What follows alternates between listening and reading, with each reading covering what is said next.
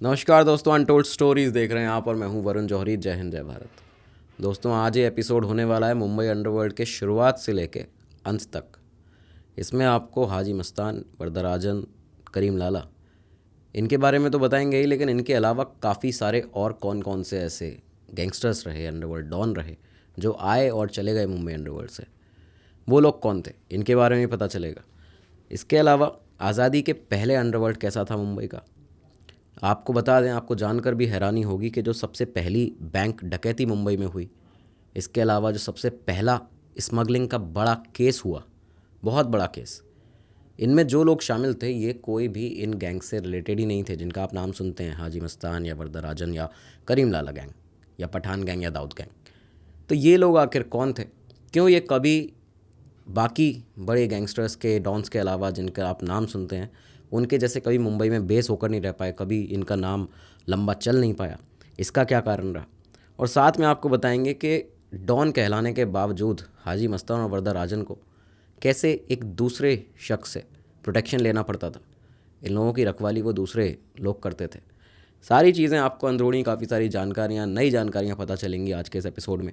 और ये पूरा एक ऐसा डिटेल एपिसोड होगा मुंबई अंडरवर्ल्ड के शुरुआत से लेकर अंत तक। तो शुरुआत करते हैं आज के इस एपिसोड की।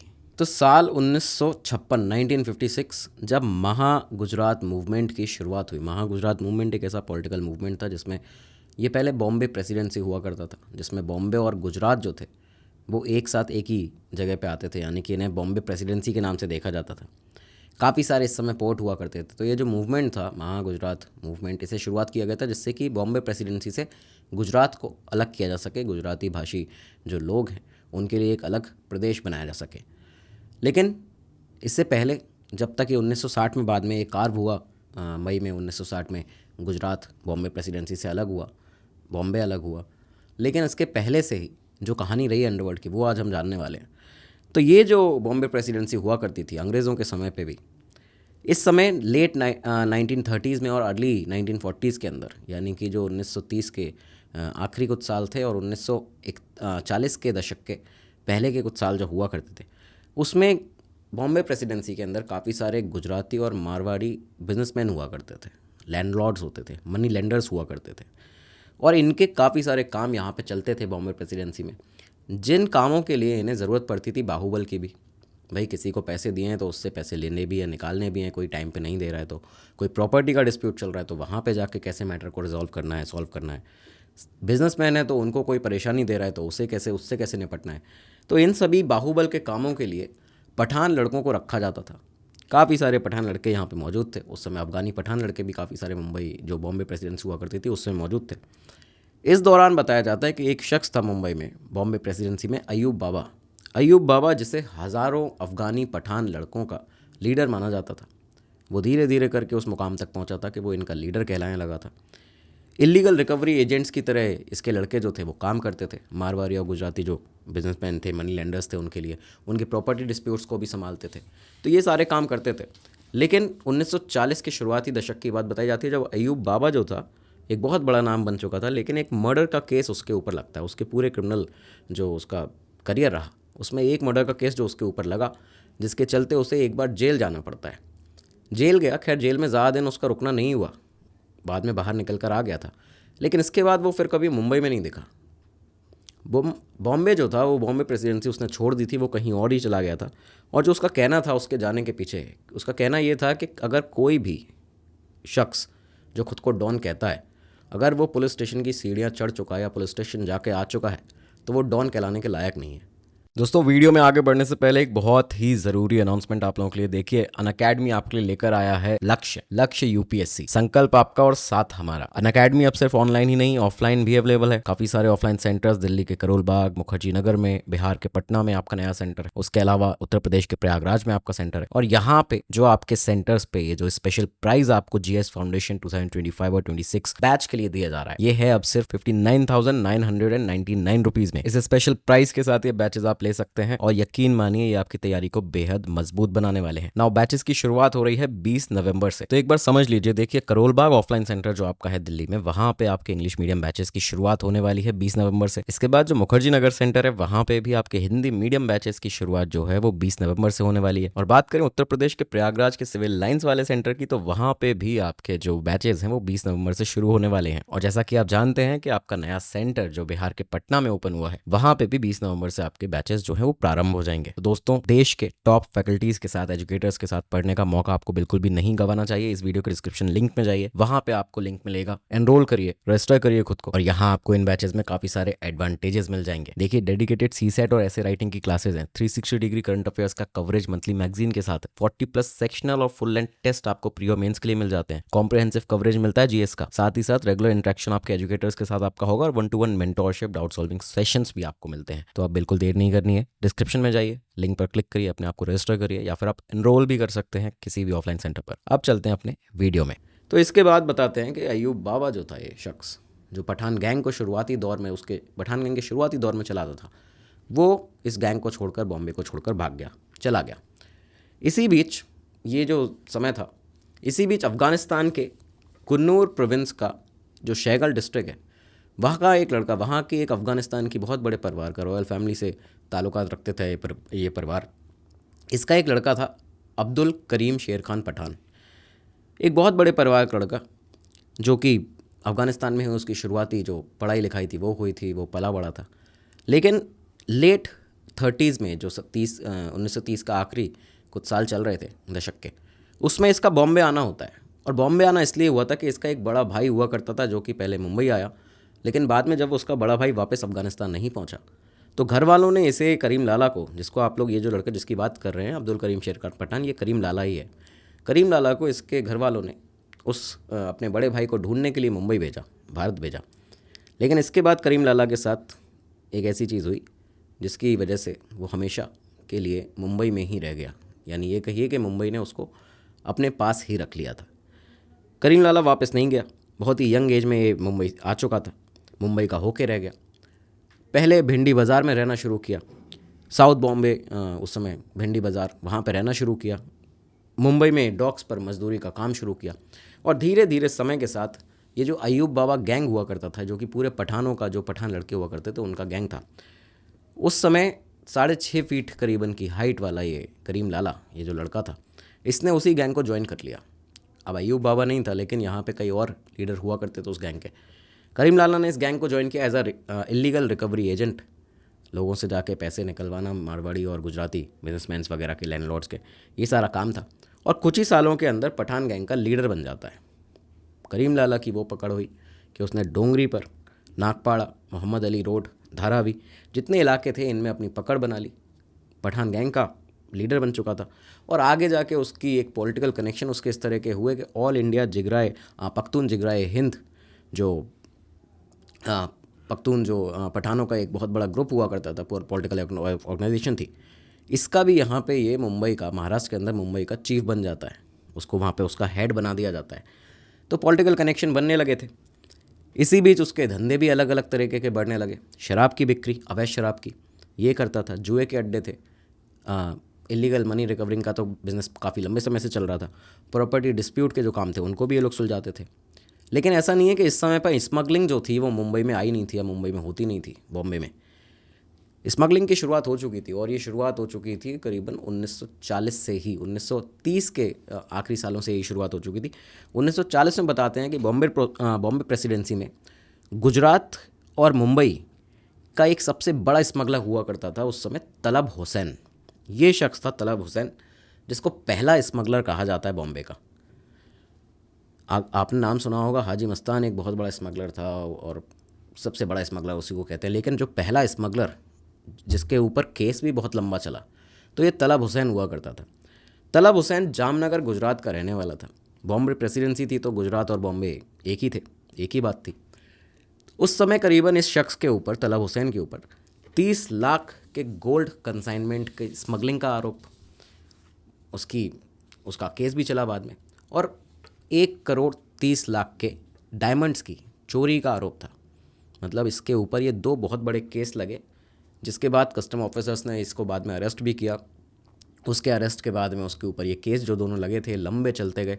इनफैक्ट ये केस अभी तक चलते गए कि अगर आप शॉक्ड हो जाएंगे ये जानकर कि जब दाऊद इब्राहिम जो बाद में ये बहुत ही सेकंड जो जनरेशन आई मुंबई अंडरवर्ल्ड की, जब ये लोग दुबई भी भाग गए तब तक तलब हुसैन के ऊपर ये सारे के जो केस थे वो 1940s से लेके तब तक चले आ रहे थे। तो ये सारी चीज़ें चलती हैं। तो ऐसा नहीं कि मुंबई अंडरवर्ल्ड में कोई और बड़ा स्मगलर नहीं रहा, ये एक ऐसा स्मगलर था जिसको पहला स्मगलर कहा जाता था। स्मगलिंग का उस समय एक तरीका हुआ करता था और उसी स्ट्रक्चर में इसको किया जाता था। जैसे कि गोल्ड जो होगा वो हमेशा दुबई से आएगा, इलेक्ट्रॉनिक का सामान जो है वो सिंगापुर से लाया जाएगा, फैब्रिक्स जो हैं बैंकॉक से आएंगे, और ये सभी महाराष्ट्र, गोवा और गुजरात के जो पोर्ट्स हैं वहाँ पे इन्हें उतारा जाएगा। तो इसी पैटर्न में जो था स्मगलिंग को बना रखा था। और लंबे समय तक जब ये दाऊद इब्राहिम भी इस धंधे में आया और हाजी मस्तान भी आया स्मगलिंग में, तब तक ये सभी चीज़ें इसी तरह से इसी पैटर्न में चलती थी हमेशा। अब इधर मुंबई में वापस कहानी पे अपनी आते हैं। मुंबई में करीम लाला का जो वर्चस्व था वो बताया जाता लगातार बढ़ ही रहा था, बढ़ता ही गया। उसके कई सारे किस्से बताए जाते हैं। करीम लाला के किस्से हमने आपको एक डिटेल एपिसोड भी इस पर बनाया, अगर आप देखना चाहें तो आप उसमें देख सकते हैं। एक डिटेल स्टोरी करीम लाला के ऊपर है। और इस वीडियो के अंदर हम जितनी बातें करने वाले हैं, जितने लोगों का नाम आएगा, हम कोशिश करेंगे कि सभी के ऊपर डिटेल वीडियो स्पेसिफिक हर एक पर्सन के ऊपर पर्टिकुलरली उस पर्सन के ऊपर लाएं आपके लिए। लेकिन ये आज जो वीडियो होने वाला है इसमें आपको एक ओवरव्यू पूरे अंडरवर्ल्ड का मिलने वाला है। तो खैर, करीम लाला के काफ़ी सारे किस्से बताए जाते हैं कि कोर्ट से जुड़े उसके मैटर्स जब हुआ करते थे तो एक बार जज के सामने उसने जज से कोर्ट के अंदर बदतमीज़ी कर दी थी। एक महिला जज थी, उनसे कहा कि ये कौन काले कोट पहनी महिला है जो हमें नहीं जानती। इस तरह का उसका रसूख हो गया था। एक एक्ट्रेस अदाकारा हुआ करती थी हेलेन, तो हेलेन के पति के साथ हेलेन का एक विवाद चल रहा था, पीएन अरोरा। तो उनके केस में बताते हैं कि हेलेन की बहुत ज़्यादा मदद की, एक फ़ोन पर मतलब जो पीएन अरोरा थे उनके साथ में इसको विवाद को सुलझा दिया था करीम लाला ने। और उसके बाद में जब कार्रवाई हुई, कोर्ट में एक केस गया, तो करीम लाला खुद जाके कोर्ट के बाहर बैठ गया, जिससे कि कोई और गवाह जो है हेलन के विपक्ष में वो कोर्ट में ही ना आ पाए करीम लाला के डर से। और ऐसा हुआ भी था।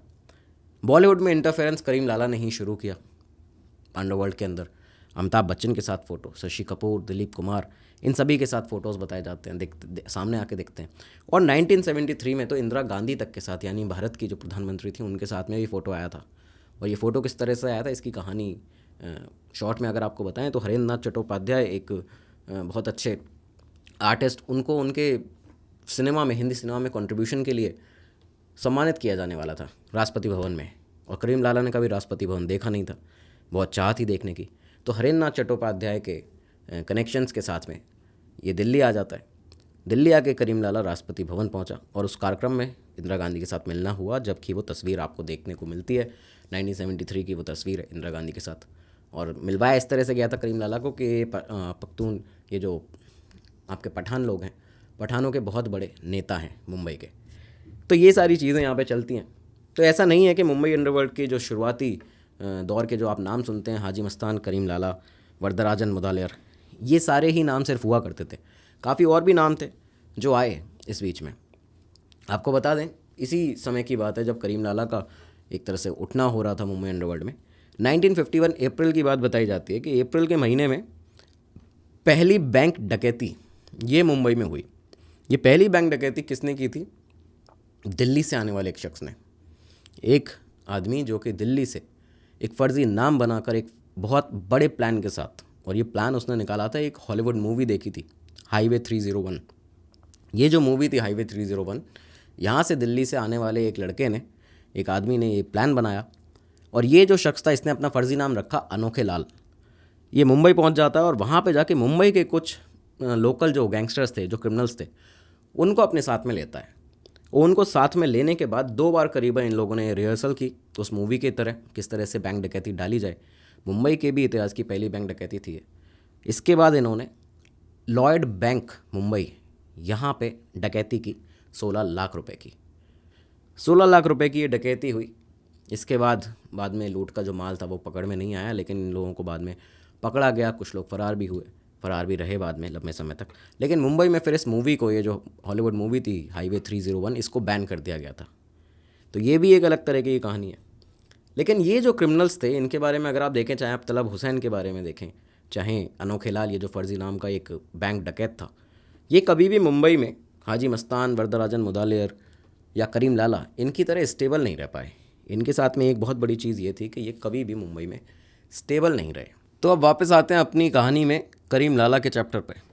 करीम लाला 70 के जो साल थे, 70s के साल थे, इस समय तक करीम लाला अकेला नहीं बचा था। करीम लाला के साथ उसके 2 और बिजनेस पार्टनर्स भी आ गए थे।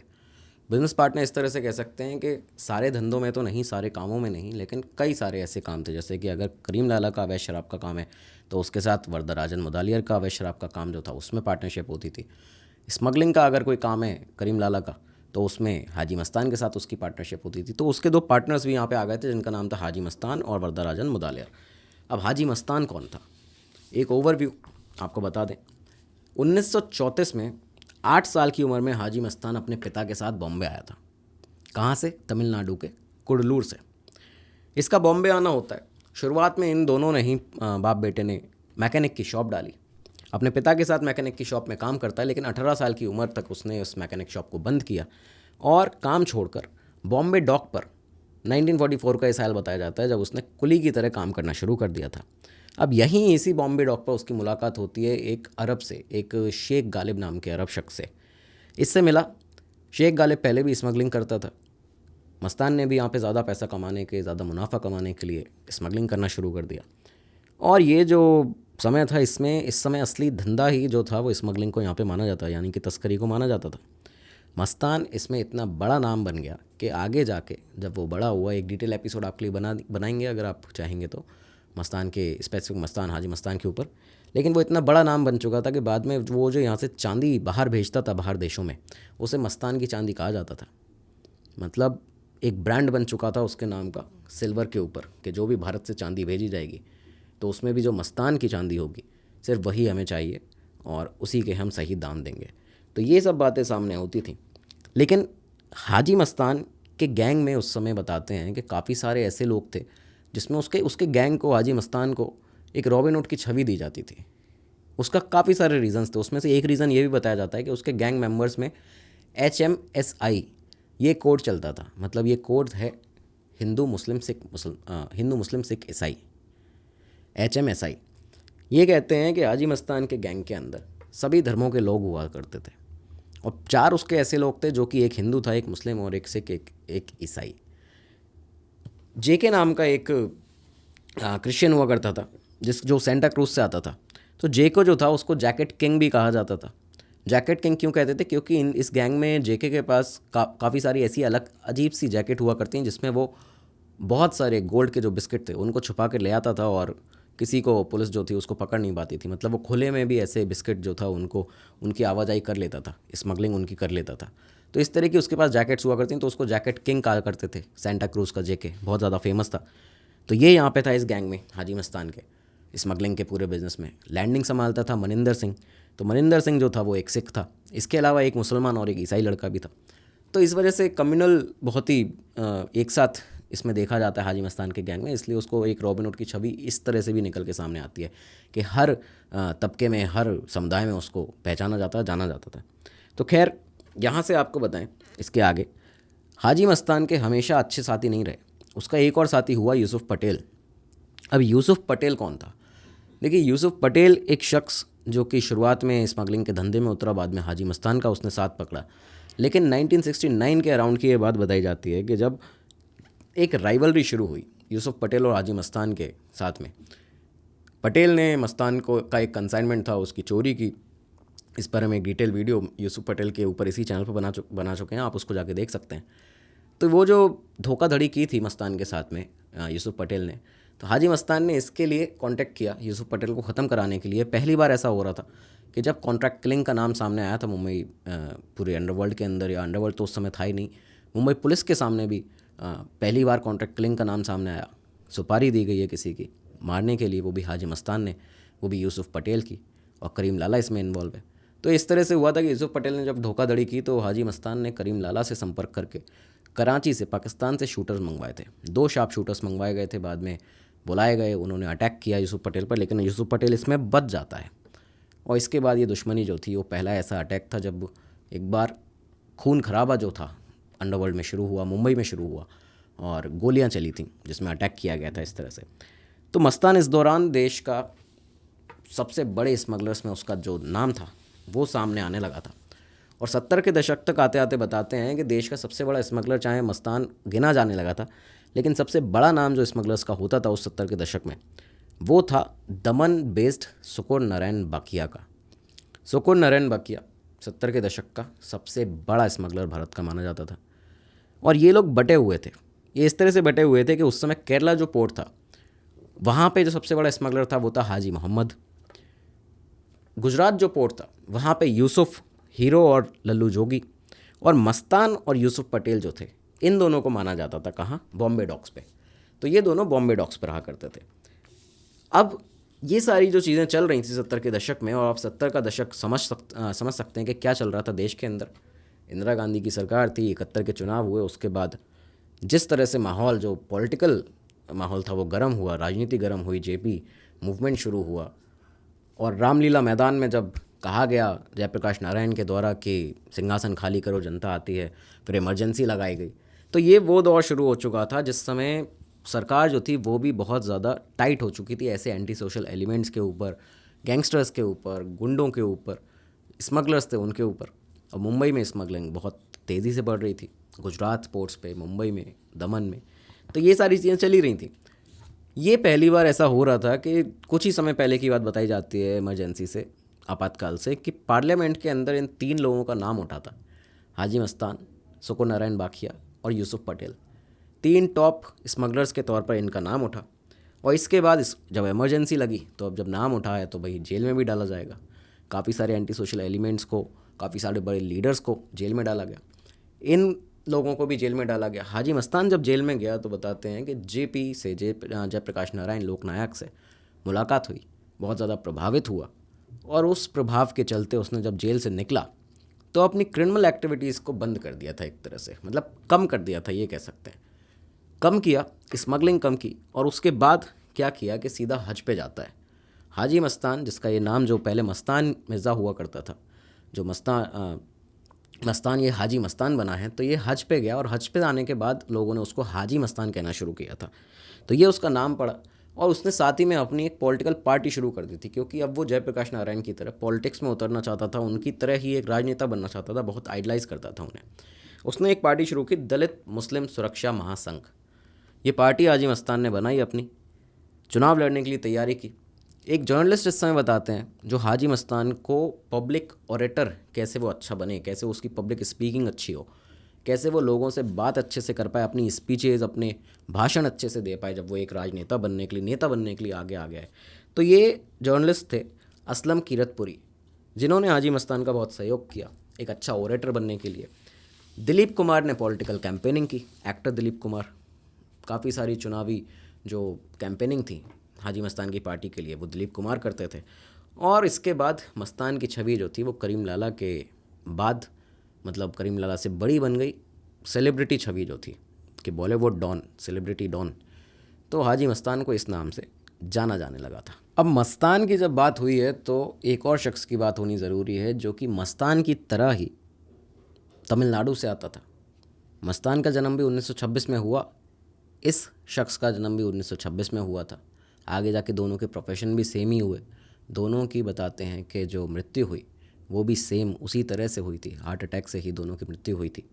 और यहाँ तक कि जब हाजी मस्तान मुंबई आया था तब उसने बॉम्बे डॉक पर कुली का काम शुरू किया। इस शख्स ने भी जब ये मुंबई आया था, पहली बार बॉम्बे आया था, तब उसने बॉम्बे वीटी टर्मिनस पर कुली का काम शुरू किया था। काफ़ी सारी सिमिलरिटीज़ इन लोगों के बीच में थी और बाद में काफ़ी ज़्यादा अच्छे दोस्त भी बने। ये शख्स था वरदराजन मुदालियर। वरदराजन मुदालियर, हाजी मस्तान, करीम लाला, इनका नाम एक साथ लिया जाता है, लेकिन मुदालियर इसमें से एक ऐसा शख्स था जो कि अपने बाहुबल के लिए भी अलग से जाना जाता था। मतलब उसके पास हाजी मस्तान से ज़्यादा बाहुबल हुआ करता था। खैर, बाहुबल के लिए इन दोनों को ही किसी तीसरे शख्स की ज़रूरत पड़ती थी हमेशा, और किसकी पड़ी वो भी हम आपको बताएंगे। लेकिन मुदालियर को, वरदराजन मुदालियर को मस्तान से ज़्यादा बाहुबली माना जाता था। और बाद में आगे जाके उसने अपना अवैध शराब का जो धंधा फैलाया है, पूरा धारावी जो स्लम है, बताते हैं कि वो वरदराजन का ही बसाया हुआ है। उसके वहाँ पे लिकर डेंस हुआ करते थे, काफ़ी सारी अवैध शराब की बिक्री, खरीद, ये सब चीज़ें वहाँ पे बनाता था अवैध शराब, और पूरे मुंबई में बांटी जाती थी। लेकिन हर बुरे काम का अंत होता ही है। एक ऐसे ही पुलिस इंस्पेक्टर आए, बड़े पुलिस इंस्पेक्टर आईपीएस बताया जाता है, वाईसी पवार। तो वाईसी पवार साहब ने क्या किया था कि यहाँ पे जब उन्होंने देखा कि मुदालियर की वजह से काफ़ी बार उनको भी बड़ी समस्याओं को सामना करना पड़ा था अपने पुलिस करियर में, और बाद में आगे जाके जब वो मुंबई की कमान उन्हें मिली, तो उन्होंने यहाँ पे जब वरदराजन मुदालियर पूरी तरह से बड़ा बन चुका था, अपने इलीगल काम पूरी तरह मुंबई में चला चुका था, इस समय पे जाके उन्होंने क्रैकडाउन करना शुरू किया वरदराजन मुदालियर के गैंग को। और ये क्रैकडाउन इस तरह का था कि इससे डरते हुए वरदराजन मुंबई छोड़कर भाग गया। उसके पूरे गैंग को ख़त्म किया वाईसी पवार साहब ने, और उसके बाद में वरदराजन मुदालियर मजबूर हो गया बॉम्बे छोड़कर जाने पर। बहुत ही छोटी कहानी है वरदराजन की, कभी एक डिटेल एपिसोड में आपको समझाएंगे ये पूरी कहानी। लेकिन वरदराजन का नाम भी बड़े डॉन्स में, जो हाजी मस्तान, करीम लाला, जो नामी जिनका नाम आप लोग जानते हैं, सुना है आपने, उनमें लिया जाता है, उसमें शुमार होता है। एक दिलचस्प बात यह है कि इन दोनों को, हाजी मस्तान और वर्दा को, डॉन कहा जाता था। ये बाहुबल के लिए जाने जाते थे, मतलब लोग तो इनसे डरा ही करते थे, हालांकि स्मगलर थे और वो लेकर अपना अवैध शराब का धंधा करता था। लेकिन बाहुबली होने के बाद भी इन्हें बाहुबल लेना पड़ता था एक तीसरे शख्स से, ये था गोल्डन गैंग। गोल्डन गैंग उस समय मुंबई के सन मिल कंपाउंड से ऑपरेट करते थे, और ये जो गैंग हुआ करता था, आज भी आप अगर देखते हैं काफ़ी सारे ऐसे लोग आपको दिखते हैं जो कि बहुत सारा सोना पहने रहते हैं। तो ये गोल्डन गैंग जाना ही इसलिए जाता था कि उसके गैंग मेंबर्स जो हैं वो काफ़ी सारा भारी सोना अपने गले में, हाथों में, कड़े, अंगूठियाँ, अपनी चेन, ये सब के लिए जाना जाता था। इसके लीडर हुआ करते थे गैंग के चंद्रकांत बाव्या कोपड़े। तो चंद्रकांत बाव्या कोपड़े जो थे, ये बताया जाता है कि प्रोटेक्शन दिया करते थे। हाजी मस्तान इनसे प्रोटेक्शन लेता था, वरदराजन इनसे प्रोटेक्शन लेता था, इतना बड़ा डॉन होने के बाद भी। तो ये एक बड़ी इंटरेस्टिंग चीज़ थी, जो एक फैक्ट सामने आया तो सोचा कि आपको बताया जाए। अच्छा, लेकिन अब तीनों की बात हो गई, इस बीच में कई और जो लोग रहे उनकी बात हो गई। लेकिन 80 के शुरुआत दशक में, जो शुरुआती इस दशक के जो साल थे, इनके आते आते मुंबई के जो पुराने ये जो गैंगस्टर्स थे, जो डॉन्स थे, इनका डाउनफॉल शुरू हो चुका था। डाउनफॉल कह लीजिए, या फिर ये लोग अपने अलग कामों में लग चुके थे। उम्र उसका एक बहुत बड़ा फैक्टर था कि उम्र ऐसी हो चुकी थी, अब उस तरह के काम नहीं कर सकते थे। तो अब ये जो समय था, ये नए जो डॉन, जिनको आप लोग आज नाम जिनका सुनते हैं, काफ़ी ज़्यादा डॉन भी नहीं तो अगर कोई किसी के गैंग में किसी ने काम किया है, कोई बहुत ज़्यादा किसी मूवी की वजह से फेमस हो गया है, तो इनका जो नाम आप सुनते हैं, जिनमें दाऊद इब्राहिम, छोटा राजन, छोटा शकील, खालिद पहलवान, अयूब लाला, सईद बाटला, अमर नायक, रमा नायक, बड़ा राजन, छोटा राजन, अशोक जोशी, यहाँ तक कि ऐसे लोग भी जो कि इन सारे, ये जो सारे हैं, ये डॉन रहे, इनके अलग अलग गैंग भी रहे बड़े बड़े, और बड़े नाम ये बने। लेकिन कुछ ऐसे भी सामने आते हैं लोग जो कि इनके लिए काम किया करते थे एज अ शार्प शूटर, या फिर अपना इन लोगों के गैंग में रहने के बाद उन्होंने अपना नया गैंग बनाया, जिनमें मनिया सुरवे, माया डोलस, दिलीप बुआ, इन लोगों का नाम सामने आता है। तो खैर, ये सभी लोग हैं, इनके बारे में, सबके बारे में बात कर पाना मुश्किल है इस एक एपिसोड के अंदर, लेकिन कुछ के बारे में ज़रूर बात की जाएगी। और उनमें से सबसे पहले एक नाम अगर लिया जाए तो वो है खालिद पहलवान। देखिए, खालिद पहलवान का नाम क्यों लेना सामने ज़रूरी है, क्योंकि ये वो शख्स है जिसे दाऊद इब्राहिम का गुरु कहा जाता है। मतलब दाऊद इब्राहिम अगर किसी से सीखा है अंडरवर्ल्ड में कुछ काम, किस तरह से सामने वाले को मात देनी है, किस तरह से स्ट्रैटेजीज़ प्लान करनी है, दाव पेच कैसे रखने हैं, कुश्ती, पहलवानी अगर उसने किसी सीखी है तो वो खालिद खान पहलवान रहा। खालिद खान पहलवान मध्य प्रदेश के भोपाल के पास हरदा से आता था। पिता चाहते थे कि ये जो लड़का है उनका, वो पहलवानी करे, क्योंकि पिता का बहुत इंटरेस्ट था उसमें, पहलवान भी रहे थे। माँ चाहती थी कि मध्य प्रदेश पुलिस में जॉब करे, पुलिस वाला बने। लेकिन पहलवानी के चलते भोपाल के एक कंपटीशन के अंदर खालिद पहलवान ने एक दफ़ा एक बहुत बड़े पहलवान को धूल चटाई थी, और इसके बाद इसे दिल्ली में एक कंपटीशन के लिए, भरत कुमार नाम से कंपटीशन हुआ, उसके लिए बुलाया गया। जब ये इस कंपटीशन में पहुंचा तो इस कंपटीशन के अंदर उस समय के मुंबई के एक बहुत बड़ा एक गैंगस्टर हुआ करता था, वासु दादा। तो वासु दादा का एक लड़का था वरुण माने, जो कि यहाँ पहुंचा था। इस शख्स को, इस पहलवान को, वरुण माने को, खालिद पहलवान ने धूल चटाई, हराया यहाँ पे इस कंपटीशन में। और ये 71 की बात बताई जाती है, 1971। यहाँ पे जब इसे धूल चटाई, उसे हराया, तो इसके बाद खालिद पहलवान का नाम जो था वो मुंबई तक पहुँच गया था। वासु दादा ने इसे इन्वाइट किया, इसको बुलाया खालिद पहलवान को कि मुंबई आओ, मेरा गैंग ज्वाइन करो, और गैंग ज्वाइन नहीं करना तो एक बार घूमने के लिए आ जाओ, देखने के लिए आ जाओ। खालिद पहलवान ने भी यही सोचा था कि वो, क्योंकि मध्य प्रदेश पुलिस का फॉर्म भर चुका है, पुलिस में भर्ती हो जाएगी, फ्री में घूमने को मिल रहा है मुंबई, तो क्यों ना घूम ही लिया जाए। वो यहाँ चला जाता है और मुंबई जाके खालिद पहलवान के साथ वही हुआ जो करीम लाला के साथ हुआ था, जो इसी एपिसोड में हमने आपको बताया। खालिद पहलवान करीम लाला की तरह मुंबई आया तो फिर वापस नहीं जा पाया, वो फिर मुंबई का ही होके रह गया था।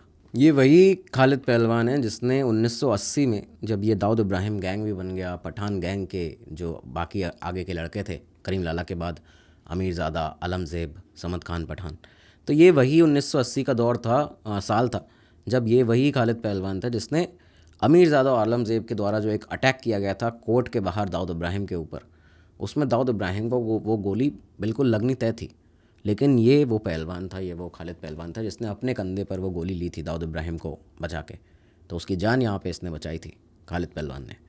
खैर, दाऊद इब्राहिम की अब बात आई है तो दाऊद इब्राहिम के बारे में बात कर ही लेते हैं। दाऊद इब्राहिम के बारे में आप सभी जानते होंगे, आप सभी ने सुना होगा कि उसके पिता जो थे दाऊद इब्राहिम के, वो कांस्टेबल थे, पुलिस से रिटायर्ड थे। अंडरवर्ल्ड में उसकी एंट्री कैसे हुई, इसके बारे में काफ़ी सवाल उठते हैं। दाऊद के बारे में एक डिटेल एपिसोड बिल्कुल बनाया जाएगा आपके लिए, और बहुत इंटरनली उसमें रिसर्च की जाएगी, डीप रिसर्च के साथ लाया जाएगा। लेकिन छोटे मोटे अपराधों से कैसे ये अंडरवर्ल्ड डॉन बना, कैसे मुंबई का सबसे बड़ा डॉन बन गया, आज तक उसका नाम जो था वो लिया जाता था, तो ये सारी चीज़ें कैसे हुई, इसके बारे में कुछ चीज़ें बताई जाती हैं। देखिए, एक तो बताया जाता है कि खालिद पहलवान की जो संगत रही, उसके बाद अंडरवर्ल्ड में पूरी तरह से इसका आगमन हुआ दाऊद इब्राहिम का। एक तरह से उसने उससे गुर सीखे जो अंडरवर्ल्ड के अंदर पठान गैंग के साथ, क्योंकि खालिद पहलवान का बहुत नज़दीकियाँ रहती थी, कैसे अपना बचाव करना है, कैसे अटैक करना है, ये सब उसने पहलवानी सीखी। दूसरा बताया जाता है, एक जर्नलिस्ट इकबाल नतीक का नाम यहाँ पर सामने आता है। इकबाल नतीक ने डोंगरी पुलिस स्टेशन के जो इंचार्ज हुआ करते थे रणबीर लिखा, उन्हें एक एडवाइस दी कि बढ़ते हुए पठान गैंग के आतंक को ख़त्म करने के लिए एक नया लड़का है दाऊद इब्राहिम, उसको सामने ला के खड़ा करिए, उसका सपोर्ट करिए, तो वो ख़त्म करेगा आपके नाम से, पुलिस के नाम से पठान गैंग को, उनका आतंक ख़त्म करेगा। तो एक ये कारण रहा। और तीसरा बताया जाता है कि हाजी मस्तान और पठान करीम लाला के लिए जो छोटे मोटे स्मगलिंग के काम करना शुरू किए दाऊद इब्राहिम ने, उसके बड़े भाई साबिर इब्राहिम कास्कर ने। इसके बाद यहाँ पे इनकी अमीरज़ादा और आलमज़ेब से जो दुश्मनी हुई थी, छोटी मोटी तकरार के बाद, ये बड़ा मोड़ इसने ले लिया था इस दुश्मनी ने। अब वो कैसे लिया था वो भी आपको बताएंगे। तो ये जो मोड़ लिया था, यहाँ से दाऊद इब्राहिम फिर खूंखार खतरनाक होना शुरू हुआ था मुंबई अंडरवर्ल्ड में। खैर, जो राइवलरी अब रही, राइवलरी के बारे में अगर बात करें तो देखिए, अंडरवर्ल्ड में दाऊद इब्राहिम इतना बड़ा नाम कैसे बना, ये शुरुआत बताई जाती है जब वो ख़तरनाक हुआ। पहली बार उसने दुश्मनी मोल लेना शुरू किया पठान गैंग के साथ में, तो ये था 1977 या 79 में करीबन। ये एक कत्ल हुआ था इकबाल नातिक का, एक जर्नलिस्ट इकबाल नातिक, जो कि दाऊद इब्राहिम के बहुत ही खास हुआ करते थे। पठान गैंग के सईद बाटला ने उनका कत्ल किया, इकबाल नातिक का, अयूब लाला और सईद बाटला ने। और इसके बाद दाऊद ने सोच लिया था कि मेरे इतने करीबी मेरे दोस्त का जो यहाँ पे कत्ल हुआ है, तो अब मैं इसका बदला लूँगा। तो उसने अयूब लाला को मारा। उसके बाद सईद बाटला को, उसकी फिंगर्स को बताया जाता है बहुत सी बुरी तरह काट दिया गया था, और उसको एक पागल तरीके का वो शख्स हो गया था। तो यहाँ पे ये इन लोगों ने किया। इसके बाद ये राइवलरी शुरू हुई, दुश्मनी इतनी ज़्यादा बढ़ गई कि गैंग वॉर में तब्दील हो गई पठान गैंग और दाऊद इब्राहिम गैंग के बीच में। यहाँ तक नौबत आ गई कि हाजी मस्तान करीम लाला को बीच में आना पड़ा, जेनवाई दारू वाली। यहाँ तक कि एक मीटिंग की गई हाजी मस्तान के घर पे, जहाँ पे दाऊद के पिता खुद इब्राहिम कास्कर जो थे, तो वो वहाँ पे मौजूद थे। और यहाँ इस मीटिंग में कुरान पर इन्होंने हाथ रख के, इन दोनों गैंग के लोगों ने, लड़कों ने, दाऊद इब्राहिम, अमीरज़ादा, आलमज़ेब भी वहाँ पर थे, समद खान वहाँ पे था, इन लोगों ने एक कुरान के ऊपर हाथ रख के कसम खाई थी कि एक दूसरे के मैटर में, एक दूसरे के कामों में टांग नहीं अड़ाएंगे, दुश्मनी नहीं करेंगे, एक दूसरे से भाइयों की तरह रहेंगे, वरना बाकी लोग हमारा इस्तेमाल करेंगे। लेकिन इसके बाद ही अगले साल क्या हुआ, 1981 वो साल था जब 80 में इन्होंने कसम खाई है कुरान पर हाथ रख के, और 81 में क्या हुआ कि दाऊद इब्राहिम के बड़े भाई साबिर इब्राहिम कास्कर को प्रभा देवी इलाके के पेट्रोल पंप के पास पठान गैंग ने मनिया सुरवे के साथ मिलकर अटैक किया। और ये जो अटैक हुआ, इसके बाद में इब्राहिम, जो साबिर इब्राहिम कास्कर था दाऊद का बड़ा भाई, उसकी यहाँ पे मौत हो गई, उसे ख़त्म कर दिया गया, मार गिराया। इसके बाद दाऊद इब्राहिम बताया जाता है काफ़ी ज़्यादा अकेला तो हो ही गया था, लेकिन ख़तरनाक भी हो गया था। और इसी के अगले साल आप देखते हैं 1982 में वो एनकाउंटर, जब मुंबई पुलिस अचानक एक्शन में आती है। एक ऐसा एक्शन लिया मुंबई पुलिस ने कि उसके इतिहास का पहला शूटआउट बना, शूटआउट एट बडाला, जिसमें वही मनिया सुरवे जो कि 1 साल पहले एक एनकाउंटर में, एक गैंग वॉर में मौजूद था जहाँ पे साबिर इब्राहिम कासकर यानी दाऊद के बड़े भाई को मारा गया है, उस मन्या सुरवे का उसी के अगले साल मुंबई पुलिस के द्वारा एनकाउंटर कर दिया जाता है। तो खैर मन्या सुरवे का यहाँ पे एपिसोड ख़त्म हुआ, मन्या सुरवे को ख़त्म किया गया। कुछ लोग कहते हैं कि ये दाऊद इब्राहिम के द्वारा दी गई टिप थी जिससे मन्या सुरवे को मारा गया है। कुछ लोग कहते हैं कि वरदराज मुदालियार भी उस समय अपने अंत में ही था मुंबई अंडरवर्ल्ड के करियर के, लेकिन फिर भी उसके कामों में मन्या सुरभि आने लगा था तो उसने टिप दी थी। तो ये काफ़ी बड़ा एक जाल है, मतलब एक तरह से कहें कि अलग ही दुनिया है जिसके बारे में अगर अंदर घुसते जाएंगे तो एक ना एक नया फैक्ट, नई कहानी निकल के आती रहती है। खैर दाऊद इब्राहिम का इसके बाद आप देखिए कि एक अकेला आदमी तो वो पड़ ही गया था, लेकिन इसकी नज़र पड़ी एक शख्स पे इस समय जिसने इसको बहुत साथ दिया। ये शख्स था राजेंद्र निखलजे। राजन निखलजे अलियास छोटा राजन, जिसे आप छोटा राजन के नाम से जानते हैं।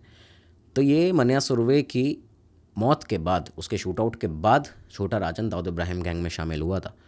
दाऊद की नज़र पड़ी थी छोटा राजन के कामों पर, उसकी प्लानिंग्स पर, किस तरह वो अपने प्रतिद्वंदियों को, अपने राइवल्स को ख़त्म करने के लिए प्लानिंग करता था, कैसी उसकी अलग अलग स्ट्रैटेजीज़ रहती थी। इसलिए उसको मुसाफिर खाने एक दिन बुलाया जाता है छोटा राजन को दाऊद इब्राहिम के द्वारा, और इसके बाद में डी कंपनी के दाऊद इब्राहिम गैंग के साथ में छोटा राजन काम करना शुरू कर दिया। दाऊद के जो बड़े बड़े राइवल्स रहे, अशोक जोशी गैंग, जो आखिरी के 2-3 राइवल्स रहे जिसमें अशोक जोशी गैंग, समद खान पठान गैंग का, इन सभी को ख़त्म करने के पीछे जो एक शख्स है वो छोटा राजन ही रहा हमेशा। यहाँ तक कि जो बाद में दिलीप बुआ, माया डोलस जैसे बड़े से बड़े शार्प शूटर्स दाऊद के साथ जुड़े, वो सब छोटा राजन के तहत ही जुड़े थे। यहाँ तक कि छोटा राजन ही उन्हें ऑपरेट करता था। और समद खान के मर्डर के बाद 86-87 में जब ये दाऊद इब्राहिम दुबई भागा है मुंबई से हमेशा के लिए, तो सबसे पहला जो उसने शख्स को बुलाया था वो छोटा शकील नहीं था, वो छोटा राजन था। उसने छोटा राजन को दुबई बुलाया। छोटा राजन ने दुबई पहुंचकर डी कंपनी बनाई दाऊद इब्राहिम की, और डी कंपनी को कॉर्पोरेट स्ट्रक्चर दिया। वर्ल्ड वाइड अलग अलग मुस्लिम सरगनाओं से मुलाकातें करवाईं, पाकिस्तान के कराची माफिया से मुलाकात कराई, अलग अलग लोगों से मुलाकात करा के एक कॉर्पोरेट स्ट्रक्चर दिया, किस तरह से मुंबई के होटल, पब्स, क्लब से पैसा आएगा, ये सब देखा। और ये सब चीज़ें करते करते बाद में आप देखते हैं कि जिन लोगों को छोटा राजन ऑपरेट भी कर रहा था यहाँ से, माया डोलस और दिलीप बुआ, 91 में लोखंड वाला शूट आउट होता है, क्योंकि ये लोग विपरीत चलने लगे थे दोनों ही, दिलीप बुआ और माया डोलस दाऊद इब्राहिम गैंग से, दाऊद से दुश्मनी करने लगे थे, एक अपना अलग गैंग बना लिया था। तो बाद में इन दोनों को भी मार दिया जाता है, ख़त्म कर दिया जाता है, इनकी कहानी भी ख़त्म होती है। डिटेल एपिसोड दोनों के ऊपर ही आपके लिए अवेलेबल है, इसी चैनल पर आप देख सकते हैं, माया डोलस और दिलीप बुआ का। खैर दाऊद इब्राहिम यहाँ से, ये जो साल था 1991, इस साल में उसके साथ कुछ और भी हुआ था। छोटा राजन के साथ थोड़ी सी दूरियां आने लगी थी। वो किस तरह से आई थी कि 1991 में दाऊद की बहन हसीना पारकर के पति इकबाल इब्राहिम पारकर, इनकी हत्या कर दी जाती है गवली गैंग के द्वारा। अब ये जो हत्या की गई थी, इसमें जो शार्प शूटर्स जो बुलवाए गए थे जिनसे हत्या कराई गई, तो जो शूटर्स थे उन्हें पकड़ लिया गया था कुछ जनता के द्वारा इकबाल इब्राहिम पारकर को मारने के बाद, और इन्हें इतना मारा गया था इन शूटर्स को कि ये जे हॉस्पिटल में भर्ती थे। अब दाऊद चाहता था छोटा राजन से कि वो, जैसे उसने छोटा राजन ने उसके बाकी राइवल्स को ख़त्म किया है, वैसे इन शूटर्स को भी, उसकी जो बहन के पति को जिन लोगों ने मारा है, तो उन्हें भी जाके पकड़ा जाए, उन्हें मारा जाए। और वो हॉस्पिटल में थे, तो छोटा राजन इसके लिए थोड़ा सा आनाकानी कर रहा था कि अभी जब तक ये हॉस्पिटल से नहीं निकल जाते तब तक थोड़ा सा रुक जाते हैं। लेकिन इस बीच में छोटा शकील बीच में आता है। छोटा शकील और उसके बाद बाकी डी कंपनी के और लोगों ने कान भरने शुरू किए दाऊद इब्राहिम के, जिसके बाद आपने देखा कि क्या हुआ। ये काम छोटा शकील को दिया जाता है, जिसे आप जे हॉस्पिटल शूटआउट के नाम से जानते हैं। ये जे हॉस्पिटल शूटआउट जो 1992 में हुआ, इसके ही अगले साल देखिए आप ये किस कड़ी से कहानियाँ चलती हुई आ रही हैं, मतलब एक के बाद एक जो किस्सा है वो हर अगले साल कुछ ना कुछ हुआ है। तो अगले ही साल जे हॉस्पिटल शूटआउट होता है लोखंड वाला एनकाउंटर के बाद, और इस शूटआउट में अंधाधुंध फायरिंग की गई जे हॉस्पिटल के अंदर। मरीज़ों को हानि पहुंची, उससे जेल का जो हॉस्पिटल का स्टाफ था उसको बहुत हानि पहुंची। लेकिन इस शूटआउट के बाद राजन दाऊद से अलग हो गया था, क्योंकि दाऊद को लगा कि राजन ने उसका काम नहीं किया है। और इसके साथ ही आप ये देखते हैं कि ये वही साल था जब बाबरी मस्जिद गिराई गई। बाबरी मस्जिद गिरी, इधर देश भर में दंगे भी हुए। मुंबई में जो दंगे हुए उसमें एक स्मगलर, तेज़ी से बढ़ता हुआ स्मगलर टाइगर मेमन, उसकी दुकान को जला दिया गया। वो जाके दुबई जाके दाऊद से मिलता है, और दाऊद से ये जो मुलाकात हुई, फिर आईएसआई का इन्वॉल्वमेंट सामने दिखता है, पाकिस्तान की आईएसआई का इन्वॉल्वमेंट आया। आईएसआई ऐसे मौके की फिराक में ही थी कि कब भारत में ऐसा कुछ हो और हम यहाँ पे अटैक कराएं अपने लोगों से। दाऊद इब्राहिम की मुलाकात टाइगर मेमन से हुई। टाइगर मेमन, आईएसआई, मुस्लिम सरगना, अलग अलग बड़े एंटी इंडिया एक्टिविटी करने वाले, सोच रखने वाले लोग मिले। तहरीक इंतकाम नाम से इन्होंने एक पूरा मिशन प्लान किया, एक अटैक जिसको आप 1993 मुंबई अटैक के नाम से जानते हैं। तो ये जो मुंबई बॉम्ब ब्लास्ट हुए थे 1993 में बाबरी मस्जिद डेमोलिशन के बाद, तो ये सब यहीं से शुरू हुआ। और बड़ी बात यह है कि इस पूरी प्लानिंग में डी कंपनी में होने के बावजूद छोटा राजन को एंट्री नहीं दी जाती थी किसी भी मीटिंग में। उसे दूर रखा जाता था क्योंकि कम्युनल कलर एक देखने को मिलने लगा था कि वो एक हिंदू लड़का था, आदमी था छोटा राजन, और ये सारे मुस्लिम सरगना मिलकर मीटिंग करते थे। तो ये सारी चीज़ें यहाँ से सामने आई। तो ये पहली बार ऐसा हुआ जब 93 के बाद में मुंबई अंडरवर्ल्ड का जो सीन था, जो पूरा प्लॉट था, वो चेंज हो गया था, बदल गया था। फिर वो पहले जैसा कभी देखा नहीं गया। इसके बाद क्या हुआ आप सभी जानते हैं। राजन यहाँ से डी कंपनी छोड़कर भागा, इंडियन इंटेलिजेंस एजेंसीज़ के आसपास आया, उनकी देख रेख, एक तरह से कहा जाए कि उनके साथ में रहा। मतलब उसे रखवाया गया इंडोनेशिया में, उसको सेफली रखवाया गया। उससे काफ़ी सारी इन्फॉर्मेशन भी मिली। दाऊद इब्राहिम जो था वो पाकिस्तान की आईएसआई के पूरे सिक्योर पैसेज से पाकिस्तान भाग जाता है। आईएसआई के प्रोटेक्शन में वो आज भी रह रहा है। एजेंसीज़ के पास एक बार 2005 में मौका था दाऊद इब्राहिम को पकड़ने का।